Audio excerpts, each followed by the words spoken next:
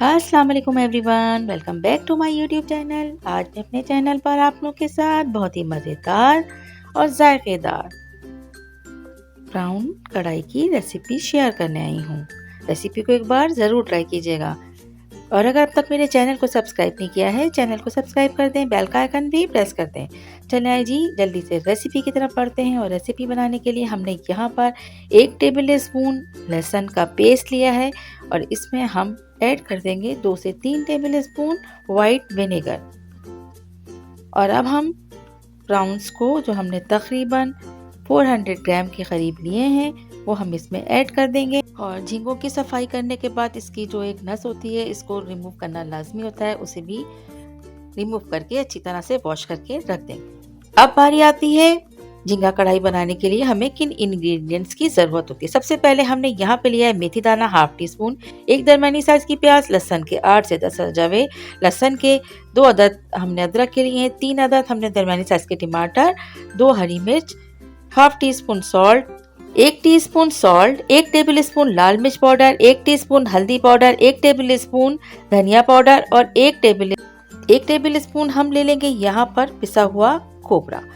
अब हम लेंगे एक पैन, उसके अंदर हम सबसे पहले 1 कप के करीब ऑयल ले लेंगे और इसके अंदर हम तमाम चीज़ों को जो हमने आपको इंग्रेडिएंट से बताई थी, प्याज है, लहसुन है, अदरक है, हरी मिर्च है,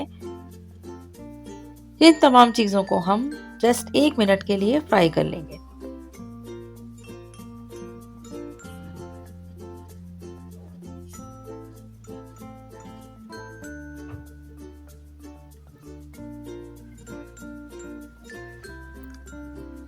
बस अब जैसे ही प्याज हल्के से सॉफ्ट होती है हम इन तमाम चीज़ों को ऑयल में से निकाल लेंगे। और निकालने के बाद हम इसे हैंड बीटर की मदद से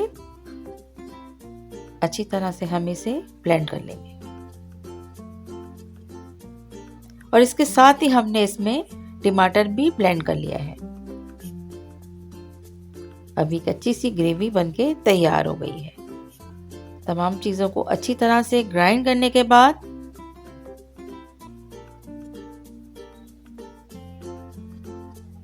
हम इसे साइड पे रखेंगे। अब बारी आती है प्राउंस को।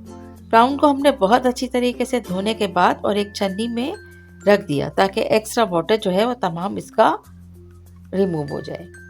अब आप देखें हमने प्राउन को क्या करना है, बस जस्ट मीडियम फ्लेम पर हम इसे फ्राई करेंगे।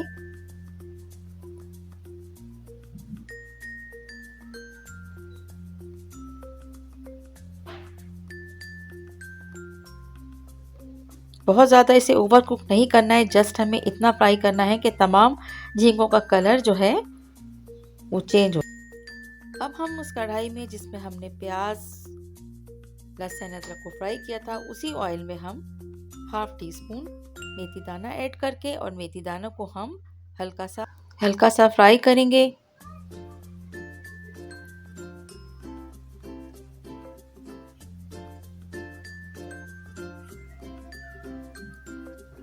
मेथी दाना ऐड करने के बाद हम वो मसाला जो हमने ग्राइंड करके रखा था वो हम इसमें ऐड कर देंगे।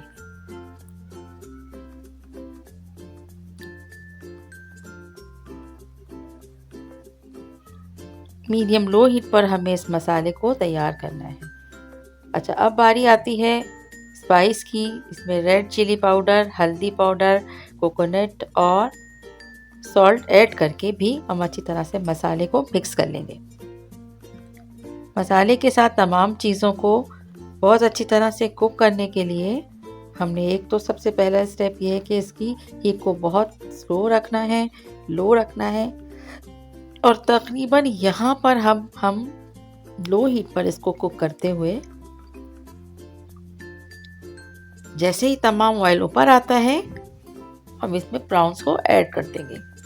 मसाले को तैयार करने के लिए आप चाहें तो यहाँ पे 2 से 3 टेबल स्पून पानी भी ऐड कर सकते हैं।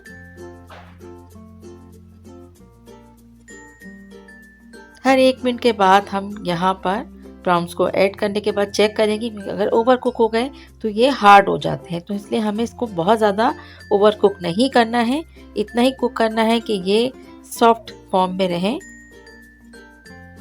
बहुत मज़ेदार, बहुत ही शानदार सी ये प्राउन की करी या प्राउन कढ़ाई तैयार होती है। एक बार इस रेसिपी से आप लोग भी ज़रूर ट्राई कीजिएगा। इसके बाद हम यहाँ पर ऐड कर देंगे कुटा हुआ धनिया और ज़ीरा और काली मिर्च, जिसको हमने थोड़ी क्वांटिटी में लेकर और पीस के रखा हुआ था, वो हमने इसमें ऐड किया है। साथ ही हरी मिर्च और हरा धनिया के साथ इसे गार्निश कर दिया है। डिश आउट करते हैं और बहुत जल्दी ये ब्राउन कढ़ाई जो है बनके तैयार हो जाती है। बहुत कुछ जायका ज़बरदस्त इसका मज़ा होता है। आप इसे अफ़गानी नान या तंदूर की रोटी या पराठे के साथ सर्व कर सकते हैं। गर्मा गर्म झींगे की कढ़ाई एक बार आप लोग ट्राई करिएगा। और अगर मेरी ये रेसिपी पसंद आई है तो उसको ज़्यादा से ज़्यादा लाइक करें, शेयर करें और सब्सक्राइब करना याद रखें। Thanks for watching.